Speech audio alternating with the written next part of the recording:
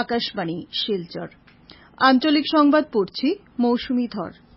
কেন্দ্রীয় যোগাযোগ ও উত্তর পূর্ব উন্নয়ন দপ্তরের মন্ত্রী জ্যোতিরাদিত্য সিন্ধিয়া আজ গৌহাটির নেটফি হাউস পরিদর্শন করে আধিকারিকদের সঙ্গে উদ্যোগীকরণ এবং স্টার্ট আপকে আরও বেশি সম্প্রসারিত করার বিভিন্ন উপায় নিয়ে আলোচনা করবেন। দুদিনের সফরে আসাম ও মেঘালয়ে আসা কেন্দ্রীয় ডোনার মন্ত্রী শ্রী সিন্ধিয়া গতকাল মেঘালয়ের রাজধানী শিলংয়ে যাওয়ার আগে বিমানবন্দরে সাংবাদিকদের সঙ্গে কথা প্রসঙ্গে বলেন যে বিকশিত ভারত ও বিকশিত উত্তর পূর্বের জন্য ভবিষ্যৎদর্শী প্রকল্পের লক্ষ্যে কেন্দ্রীয় সরকার উন্নয়নমূলক পদক্ষেপ গ্রহণ করেছে। প্রধানমন্ত্রী নরেন্দ্র মোদী উত্তর পূর্বাঞ্চলকে দেশের উন্নয়নের প্রবেশদ্বার হিসেবে অভিহিত করেছেন এবং কেন্দ্রীয় সরকার প্রধানমন্ত্রীর এই দৃষ্টিভঙ্গিকে বাস্তবায়িত করতে এই অঞ্চলের উন্নয়নে বিশেষ কর্মব্যবস্থা গ্রহণ করেছেন বলে তিনি জানান। শ্রী সিন্ধিয়া জানান যে কেন্দ্রীয় ডোনার মন্ত্রণালয়ের বাজেট বরাদ্দ 24,000 কোটি টাকা থেকে বাড়িয়ে 82,000 কোটি টাকা করা হয়েছে। তিনি বলেন যে উত্তর পূর্বাঞ্চল হচ্ছে আমাদের সুপ্রাচীন কৃষ্টি সংস্কৃতির ভাণ্ডার এবং কেন্দ্রীয় সরকার পরিকাঠামো, যোগাযোগ, স্বাস্থ্যসেবা, শিক্ষা, স্টার্ট আপ, উদ্যোগীকরণ এবং পর্যটন উন্নয়নের ওপর গুরুত্ব আরোপ করেছে। উল্লেখ্য, কেন্দ্রীয় মন্ত্রীর এই সফরকালে ডোনার মন্ত্রণালয়ের আধিকারিকগণ উত্তর পূর্ব পরিষদ ও রাজ্য সরকারের উচ্চপদস্থ আধিকারিকদের সঙ্গে পর্যালোচনা বৈঠকে মিলিত হবেন। তিনি এনইআরএস-এর শীর্ষ একটি অ্যাপ্লিকেশনেরও আনুষ্ঠানিক প্রকাশ করবেন এবং উত্তর পূর্ব পরিষদের অন্যান্য আধিকারিকদের সঙ্গে মত বিনিময় করবেন। সুপ্রিম কোর্ট কেন্দ্রীয় সরকারকে দেশে আত্মহত্যা প্রতিরোধের জন্য স্বাস্থ্য বিভাগের গৃহীত পদক্ষেপসমূহের সর্বশেষ স্থিতি সম্পর্কে প্রতিবেদন দাখিল করার নির্দেশ প্রদান করেছে। প্রধান বিচারপতি ডিওয়াই চন্দ্রচূড়ের নেতৃত্বে গঠিত একটি ডিভিশন বেঞ্চ আগামী 4 দিনের মধ্যে এই প্রতিবেদন দাখিল করার নির্দেশ দিয়েছে।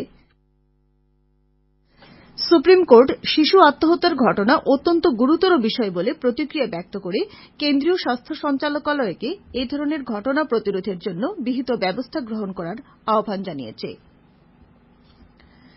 রাজ্যের জনস্বাস্থ্য ও কারিগরি মন্ত্রী জয়ন্ত মল্ল বড়ুয়া হাইলাকান্দি জেলার আবর্ত ভবন আধুনিকীকরণের কাজ 2025 সালের আগস্ট মাসের মধ্যে শেষ করার নির্দেশ দিয়েছেন। উল্লেখ্য, 12 কোটি টাকা ব্যয় সাপেক্ষে হাইলাকান্দির নতুন দ্বিতল আবর্ত ভবনের নির্মাণের জন্য ইতিমধ্যে টেন্ডার প্রক্রিয়া সম্পন্ন হয়েছে। মন্ত্রী হাইলাকান্দি শহরের জল নিষ্কাশন ব্যবস্থা উন্নত করতে পৌরসভাকেও নির্দেশ দিয়েছেন। গতকাল হাইলাকান্দির জেলা আয়ুক্তের কার্যালয়ের সভাকক্ষে আয়োজিত পর্যালোচনা বৈঠকে অংশ নিয়ে মন্ত্রী শ্রী বড়ুয়া জানান যে এবারের বন্যায় 3টি স্থানে নদী ভাঙন হলেও বাঁধগুলোর দ্রুত মেরামতির কাজ চলছে। বন্যায় ক্ষতিগ্রস্ত লোকেদের নাম ও ক্ষয়ক্ষতির পরিমাণ নিরূপণ করে আগামী 20 জুলাইয়ের মধ্যে সেসব পোর্টালে আপলোড করতেও তিনি নির্দেশ দিয়েছেন। মন্ত্রী শ্রী বড়ুয়া একথা জানিয়ে রাজস্ব বিভাগের কর্মচারীদের বাড়ি বাড়ি গিয়ে ক্ষতিপূরণের পরিমাণ নিরূপণ করার নির্দেশ দিয়েছেন। বৈঠকে জানানো হয়েছে প্রথম দফার বন্যার ক্ষয়ক্ষতির পরিমাণ নিরূপণ করা হলেও দ্বিতীয় দফার বন্যার ক্ষয়ক্ষতির পরিমাণ নিরূপণের কাজ চলছে। এদিকে মন্ত্রী শ্রী বড়ুয়া গতকাল করিমগঞ্জ জেলার বন্যা পরিস্থিতি পরিদর্শন করে আগামী 15 আগস্টের মধ্যে যাতে ক্ষতিগ্রস্ত জনসাধারণের ক্ষতিপূরণের বিষয়টি নিষ্পত্তি করা যায় সেই জন্য সংশ্লিষ্ট প্রতিটি বিভাগকে আগামী 1 সপ্তাহের মধ্যে বন্যায় ক্ষয়ক্ষতির পরিমাণ নিরূপণ করার নির্দেশ দিয়েছেন। মন্ত্রী গতকাল করিমগঞ্জের বিরজা সুন্দরী গার্লস হাইস্কুল ও সরকারি উচ্চতর মাধ্যমিক বিদ্যালয়ে ত্রাণ শিবির পরিদর্শন করেন এবং পরে জেলা প্রশাসনের সঙ্গে একটি পর্যালোচনা বৈঠকে মিলিত হন। বৈঠকে জেলা আয়ুক্ত মৃদুল যাদব জেলার সামগ্রিক বন্যা পরিস্থিতির চিত্র তুলে ধরেন। সভায় শ্রী বড়ুয়া জেলার পশুপালন ও পশু চিকিৎসা বিভাগকে পশু খাদ্যের ব্যবস্থা করার নির্দেশ দিয়েছেন।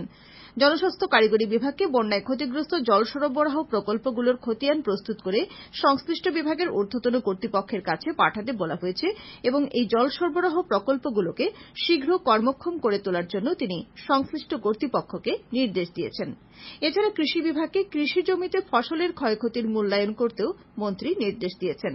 তিনি জেলার সব চক্র আধিকারিকদের বন্যায় ক্ষতিগ্রস্তদের বাড়িঘর, ছাত্রছাত্রীদের পাঠ্যপুস্তক, আসবাবপত্র, বাসনপত্র, কাপড়চোপড় ইত্যাদির সঠিক মূল্যায়ন করতে এবং বন্যাপীড়িত ব্যক্তিদের পুনর্বাসনের দিকে সজাগ দৃষ্টি রাখার নির্দেশ দিয়েছেন।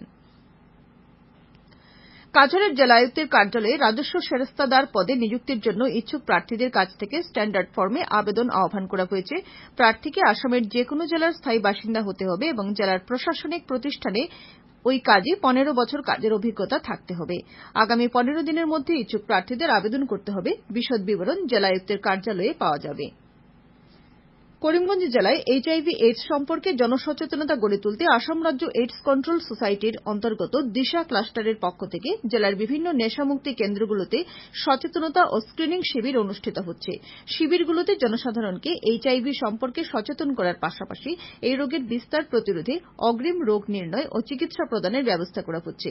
আগামী 27 জুলাই পর্যন্ত এই ধরনের শিবির চলবে। উল্লেখ্য, এইচআইভি রোগ সম্পর্কে একটি সুস্থ ও সচেতন সমাজ গড়ে তোলাই এই অভিযানের লক্ষ্য বলে জানানো হয়েছে। দিব্যাঙ্গ সবলীকরণ বিভাগ দিব্যাঙ্গদের সক্ষমতা বৃদ্ধির জন্য কাজ করে যাওয়া সংস্থাগুলোকে জাতীয় পুরস্কারের আবেদন প্রক্রিয়ায় অংশগ্রহণ করার আহ্বান জানিয়েছে। সামাজিক ন্যায় বিভাগ দিব্যাঙ্গদের সক্ষম করে তুলতে যেসব সংস্থা ক্রমশ কাজ করে চলেছে তাদের উৎসাহিত করে সামাজিক পরিচয় প্রদানের উদ্দেশ্যে এই পুরস্কার প্রদানের পদক্ষেপ গ্রহণ করেছে বলে জানিয়েছে। প্রতি বছর ৩রা ডিসেম্বর আন্তর্জাতিক বিকলাঙ্গ দিবস উপলক্ষে দিব্যাঙ্গদের উন্নয়নের জন্য কাজ করা ব্যক্তি, সংস্থা, সংগঠন, রাজ্য এবং জেলা স্তরে এই পুরস্কার প্রদান করা হয়। উল্লেখ্য, 2024 সালের জাতীয় এই পুরস্কারের জন্য অনলাইন আবেদন প্রক্রিয়া চলতি মাসের 31 তারিখ পর্যন্ত খোলা থাকবে। আঞ্চলিক সংবাদ এখনকার মতো শেষ হল। পরবর্তী সংবাদ আজ রাত 7:45 মিনিটে।